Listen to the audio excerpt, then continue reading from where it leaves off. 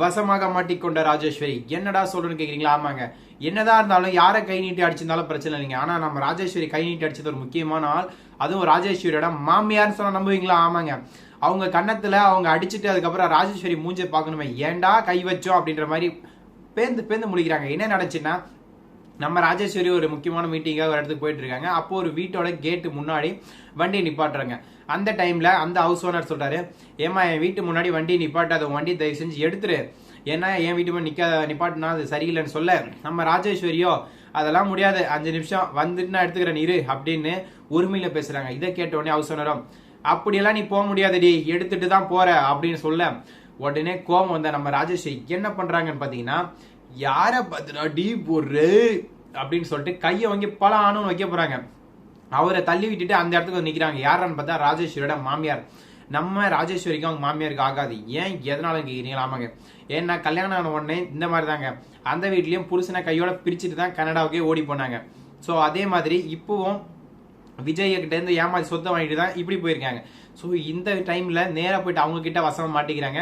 இதுக்கப்புறம் என்ன நடக்க போகுது? சொல்ல போனா அவங்க மாமியார் ஒரு வக்கீலும் கூட. இதுக்கப்புறம் ராஜேஸ்வரி தேவையில்லாம கை வச்சு பாம்பு புத்துக்குள்ள கையை விட்டாங்க. பாம்பு கொத்தாம இருக்குமா?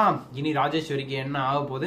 நம்ம ராஜேஸ்வரியோட மாமியார் இனி என்ன பண்ண போறாங்க? ராஜேஸ்வரிக்கு எப்படி எல்லாம் வேட்டு வைக்க போறாங்க அப்படின்ற ஒவ்வொரு விறுவிறுப்பான சுவாரஸ்யமான விஷயங்களை பத்தி தான் பார்க்க போறோம். வாங்க வீடியோக்குள்ள போலாம். ஆமாங்க, என்னடா போலாம் வரலான்ட்டு சைட்ல இந்த பக்கம் அந்த பக்கம் ஆடுன்னு பாக்குறீங்களா? ஆமாங்க, ஏன்னா எல்லாருக்கும் 7:30 வர வைக்கிறது நம்ம ராஜேஸ்வரியோட வேலை. ஆனா ராஜேஸ்வரிக்கு ஒரு 7:30 வந்திருக்குன்னா அது நம்ம ராஜேஸ்வரியோட மாமியாரோட வேலை. ஆமாங்க, அவங்க வேற ஒரு வக்கீல், சும்மாவா சொல்ல வேணும்.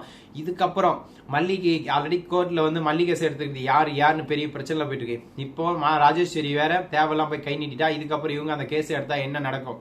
வெண்பா விஜய் கஸ்டடிக்கு ரிட்டர்ன் வந்துருவாங்க, மல்லி விஜய் ஒன்னு சேர்ந்துருவாங்க. நம்ம ராஜேஸ்வரி ரஞ்சிதாவும் சொத்தெல்லாம் விட்டுட்டு பூவா ஜெயில தான் போய் கழித்தீங்கணும். இன்னொரு பக்கம் கதிரேசன் அமெரிக்கா போறாரா ஆஸ்திரேலியா போறாரா நமக்கு தெரியாது, ஆனா ஜெயிலுக்கு போறது கன்ஃபார்ம்.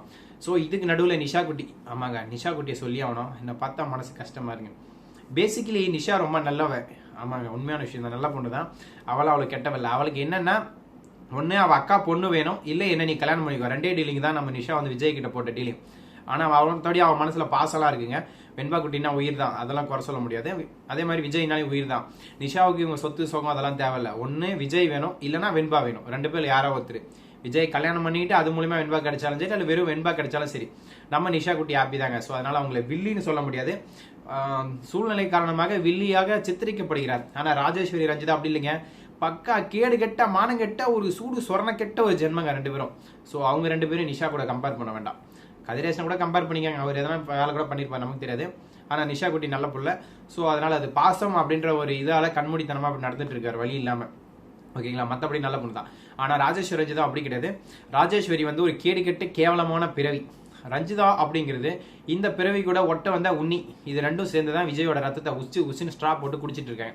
இதுக்கப்புறம் அந்த குடிக்கிறத நிப்பாட்டுவாங்களா மாட்டாங்களான்றத அடுத்த வீடியோவில் அப்லோட் பண்றேன். என்னோட வீடியோ பிடிச்சா மறக்காம சப்போர்ட், சப்ஸ்கிரைப், லைக், ஷேர் பண்ணுங்க. Thank you so much. Tata, see you. Bye bye.